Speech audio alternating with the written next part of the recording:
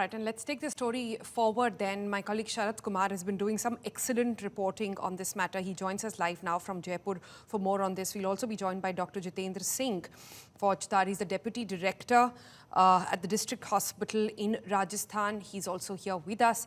But Sharath, to you first. हमें पहले बताइए ये जो पूरी अभी आज के हिसाब से अभी इस स्टोरी को करते हुए हमें करीब 3 दिन हो गए हैं। 3 दिन से हम लगातार इस स्टोरी के बारे में बात कर रहे हैं। ओवरऑल राजस्थान और मध्य प्रदेश मिला के कुछ 6 बच्चों की मौत रिपोर्ट हो चुकी है। इसके बावजूद आज अगर आप इन अस्पतालों में जाएं, सरकारी अस्पतालों में जाएं या किसी केमिस्ट के पास जाएं, क्या ये बैच ऑफ ड्रग जो है के फार्मा के अलावा किसी और ब्रांड का भी, क्या ये अभी भी अवेलेबल है?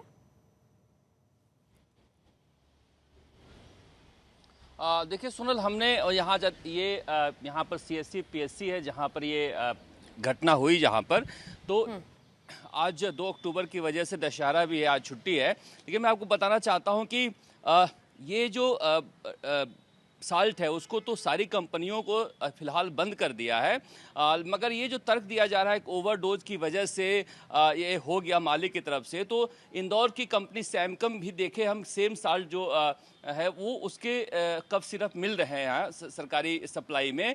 लेकिन एक ये बात भी काफ़ी गंभीर है कि अगर आप देखेंगे ये दवा केंद्र का ये काउंटर है जहाँ पर ज़्यादातर आप देखेंगे कफ सिरप है। ये भी एक देखने में आया है कि राजस्थान में कफ सिरप बहुत ज़्यादा सप्लाई हो रहे हैं।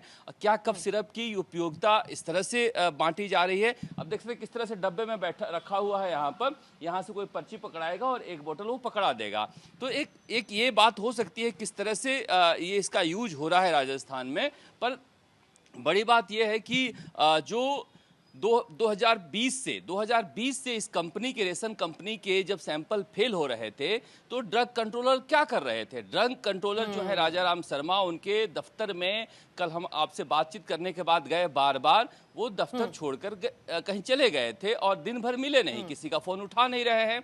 हेल्थ मिनिस्टर की हालत यह है कि पिछले 3-4 दिनों से हम ट्राई कर रहे हैं, कहा जा रहा है पूजा में बैठे हैं, कभी कहा जा रहा है कि अपने महल में हैं, वो पूर्व महाराज हैं खीमसर के, तो जयपुर ही नहीं आ रहे हैं। तो एक तरह से सरकार अब जो ये बात कह रही है कि हम इसकी जांच करा रहे हैं, सैंपल की जांच हो रही है, तो अशोक गहलोत के समय 2 साल 2020 से लेकर 2023 तक इसके सारे सैंपल फेल हुए थे। हमने तो बैन किया था, लेकिन आप बैन किए थे ठीक है फरवरी 2025 में, मगर बैन होने के बाद भी इस कंपनी की जाँच क्यों नहीं हुई? आपने सरकारी खरीद में तो बैन कर दी, पब्लिक में ये जो भी बेच रहे थे इनका क्या हुआ? तो बहुत सारे एक सवाल हैं जो बता रहे हैं ये कहीं न कहीं मिली भगत का खेल है। और ये सारे जो है ये खांसी से संबंधित ही दवाइयाँ बनाता है, लिवोसिट्राजिन हो, सिट्राजिन हो, या फिर आप कहें कफ सिरप के अलग अलग जो साल्ट हैं उसके ही बनाता है। और कहाँ कहाँ सप्लाई होता है, क्या होता है? इन ड्रग कंट्रोलर से बातचीत करने के बाद जो मुझे लगा सोनल कि कहीं ना कहीं एक मिली भगत से ये पूरी फैक्ट्री चल रही थी। वहाँ जाने के बाद हमें फैक्ट्री में जब मैं पीछे के दरवाजे से एक गार्ड मिला था, उससे घुसने की कोशिश की और नीचे के कमरों में गया जहाँ पर ताला बंद थे, तो हमने देखा बॉटलिंग प्लांट खाली, स्टोरेज खाली। तो इस तरह से वो पूरा साफ कर चुका है। पता नहीं अब क्या जांच करेगी सरकार। अब वो इंतजार किया जा रहा है कि लैब टेस्ट से क्या रिपोर्ट आती है। लैब टेस्ट कहाँ की है? आपने सुना जो पुखराज सेन है IAS अधिकारी, जो डायरेक्टर होते हैं RMCL के सरकारी खरीद के, वो कहते हैं कि हम NAID एक्रेडिटेड लैब से जांच करा रहे हैं। जब आपके पास इतने अच्छे अच्छे सरकारी लैब हैं 4-4 जयपुर में, तो आप निजी लैब से क्यों जांच करा रहे हो? अब आप सोच रही होंगी कि ये वापस कैसे आ जाता है, तो ये भी दिलचस्प तरीका है सोनल कि ये निजी लैब में भेजते हैं। निजी लैब इन्हें अगर अमानक घोषित करता है, गलत ठहराता है, तो दूसरे 2 निजी जो एक्रेडिटेड लैब हैं उससे ले आता है कि हम सही हैं और ये वापस सिस्टम में घुस जाते हैं। तो सरकारी लैब का प्रयोग क्यों नहीं किया जा रहा है? बड़ी ब्रांडेड कंपनियां आती नहीं है जेनरिक में क्योंकि उनके रेट महंगे होते हैं। तो इस तरह से जो छोटी छोटी कंपनियां गली गली खुल गई हैं दवाई के नाम पर, वो सरकारी दवाइयां साल्ट के नाम पर बेच रही हैं। तो शरद, आपकी पूरी बातचीत से मुझे 2 चीज़ें समझ में आ रही हैं। मुझे 2 चीज़ें समझ में आ रही हैं। एक, हमने जब कल बात करी, हमारा पूरा फोकस था केसन्स फार्मा के ऊपर कि कैसे ये रिपीट ऑफेंडर है। 2023 में, 2025 फरवरी में, और अब आप कह रहे हैं 40 बार और अलग अलग तरह से जब टेस्ट हुए तो ये फेल हो चुकी है। लेकिन ये वापस इसलिए आती क्योंकि इसमें अकेले कंपनी का साझेदारी नहीं है, इसके साथ साथ सरकार में भी प्रॉब्लम है। Corruption is deep rooted. Controller, जो ड्रग्स कंट्रोलर है, जो क्वालिटी चेक करते हैं, उनकी तरफ से और सरकार की तरफ से भी, क्योंकि आप कह रहे हैं जो राजस्थान के हेल्थ मिनिस्टर हैं वो भी गायब हैं, वो भी अंडरग्राउंड जिसे बोलते हैं हो गए हैं, और वो भी अवेलेबल नहीं है किसी कमेंट के लिए। तो चलिए सर, एक बार राजस्थान का एक और पर्सपेक्टिव ले लेते हैं। डॉक्टर जितेंद्र सिंह है हमारे साथ। ये डेप्यूटी डायरेक्टर हैं डिस्ट्रिक्ट हॉस्पिटल दे के राजस्थान में। डॉक्टर सिंह, आप ये सारी बातें जो शरद की सुन रहे थे अभी और पूरी इन्वेस्टिगेशन जो आपने देखी, क्या ये सरप्राइजिंग है एट ऑल? ये अगर दिल्ली में हो रहा होता तो अभी तक आपके जो हेल्थ मिनिस्टर हैं उनके इस्तीफे की मांग हो गई होती, आपकी रिपोर्ट्स निकल गई होती और इस समय पूछा जा रहा होता कि 6 बच्चों की मौत कैसे हो गई एक करप्शन को लेकर। लेकिन राजस्थान में तो हमें जैसे लग ही नहीं रहा है कि किसी को कुछ फर्क पड़ रहा है इससे।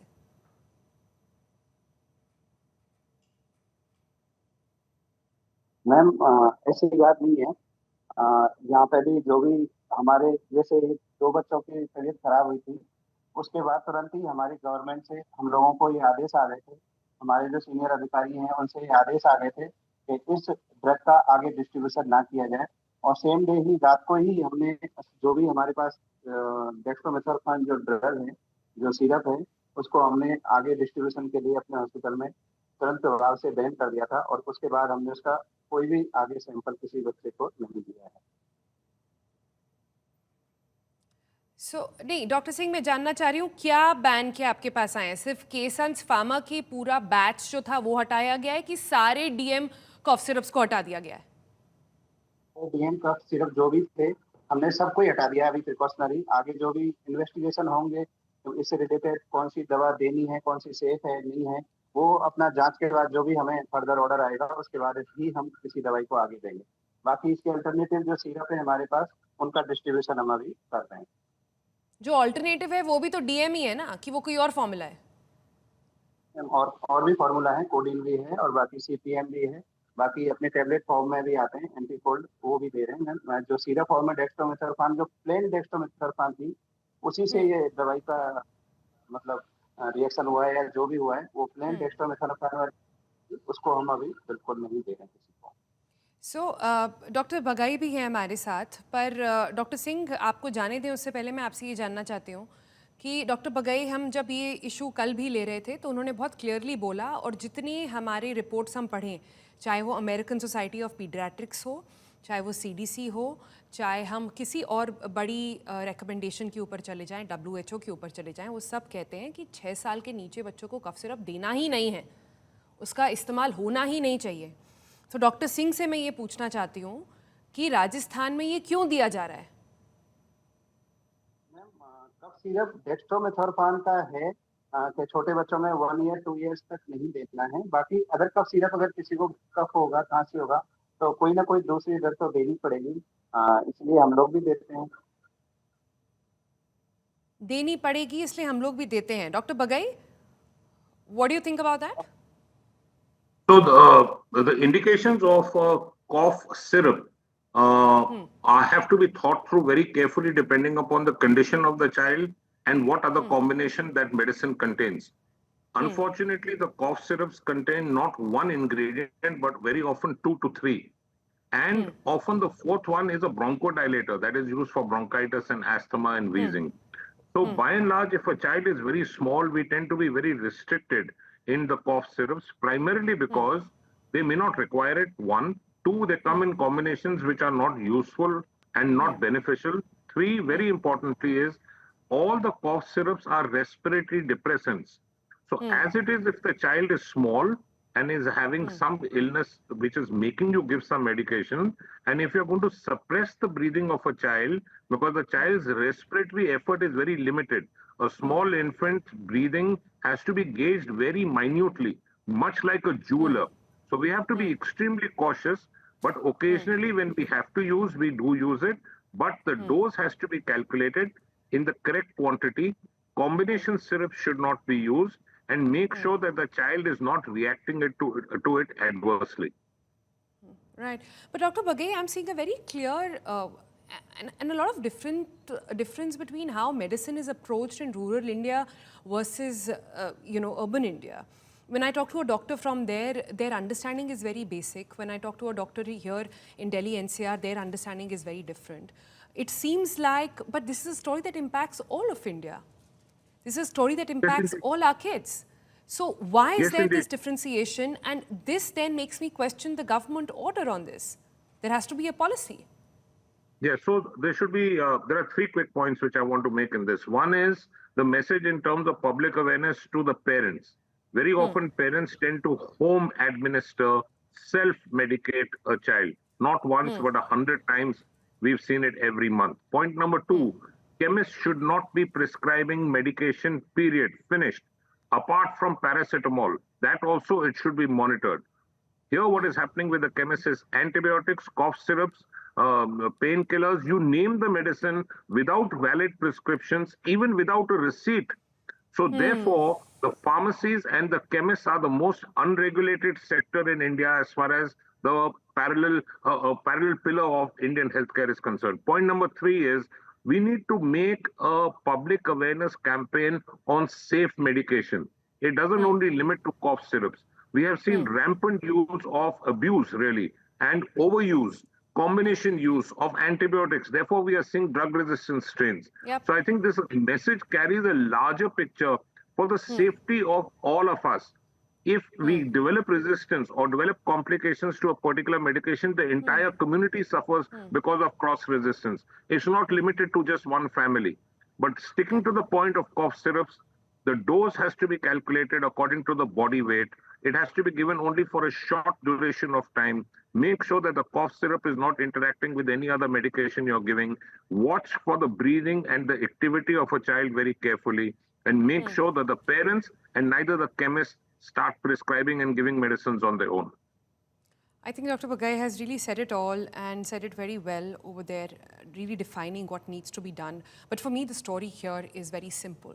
This is a clear case of corruption.